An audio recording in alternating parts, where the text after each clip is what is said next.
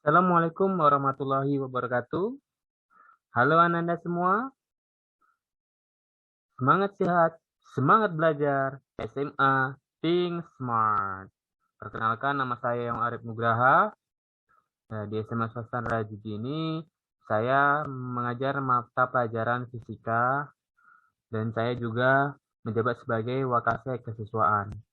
Nah, kali ini saya akan membawakan materi mengenai pengenalan OSIS dan ekstrakurikuler. Baik, langsung saja kita masuk ke materi pengenalan OSIS.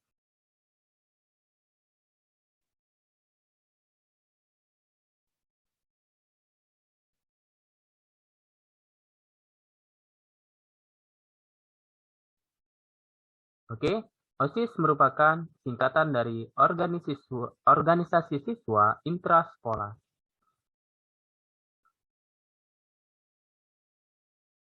Nah, di mana OSIS merupakan suatu organisasi siswa yang ada di dalam dan di lingkungan sekolah. Ya, di mana OSIS ini memiliki fungsi ya sebagai yang pertama sebagai wadah. Nah, OSIS merupakan satu-satunya wadah kegiatan para siswa di sekolah bersama dengan jalur pembinaan yang lain untuk mendukung tercapainya tujuan pembinaan kesiswaan. Nah, jalur pembinaan yang lain ini salah satu contohnya adalah ekstrakurikuler.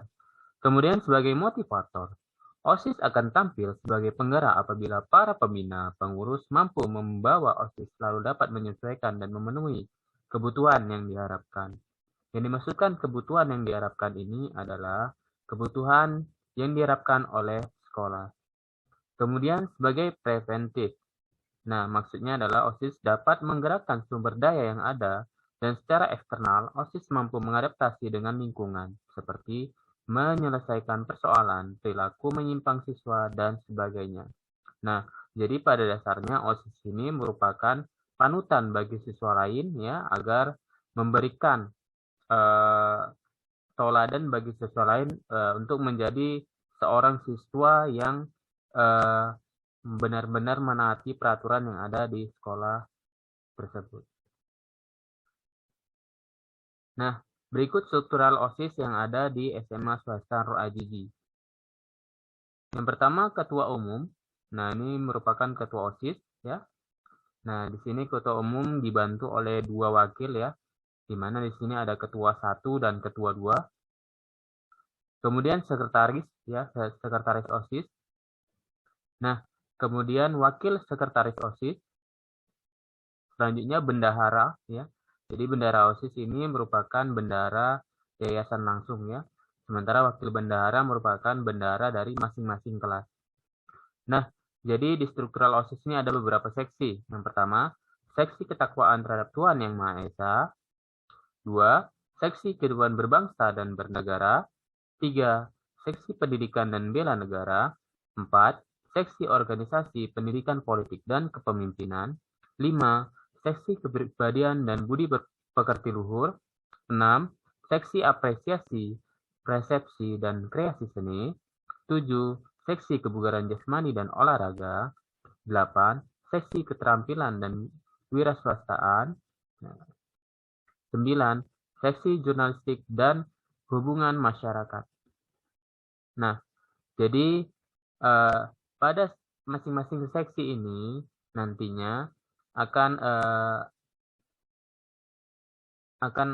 memberikan kontribusi terhadap kegiatan-kegiatan yang ada di SMA Swasta Nur Ajiji. Ya, jadi untuk penjabaran masing-masing seksi nanti akan Ananda terima apabila Ananda masuk ke dalam kepengurusan OSIS ya atau ikut pada organisasi OSIS. Oke, demikian mengenai materi pengenalan OSIS.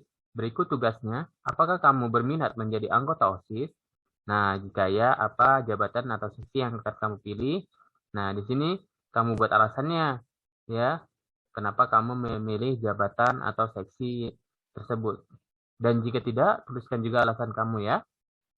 Nah, nanti tugasnya dikirim melalui link yang akan Bapak kirim di grup WhatsApp. Oke? Nah, selanjutnya kita akan masuk ke materi pengenalan ekstrakurikuler.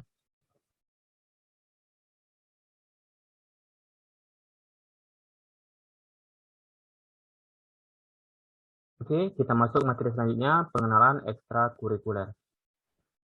Ya, ekstrakurikuler merupakan kegiatan non-formal atau non-pelajaran formal yang dilakukan peserta didik sekolah atau universitas, umumnya di luar jam belajar kurikulum standar. Ya, jadi ekstrakurikuler merupakan kegiatan non-pelajaran formal yang dilakukan peserta didik sekolah atau universitas, umumnya di luar jam belajar kurikulum standar. Nah, apa itu fungsi ekstrakurikuler? Yang pertama, mendukung perkembangan personal dan potensi peserta didik dalam membentuk karakter dan melatih kepemimpinan. Selanjutnya, mengembangkan nilai moral dan nilai sosial melalui interaksi sosial.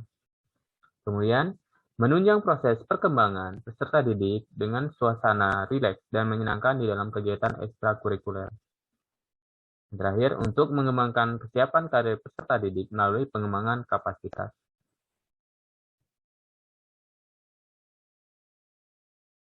Nah, berdasarkan Peraturan Menteri Pendidikan Nasional Republik Indonesia Nomor 30 Tahun 2008 tentang pembinaan kesiswaan, kegiatan ekstrakurikuler memiliki tujuan sebagai berikut. Yang pertama, mengembangkan potensi siswa secara optimal dan terpadu yang meliputi bakat, minat, dan kreativitas. Dua, kemantapan kepribadian siswa untuk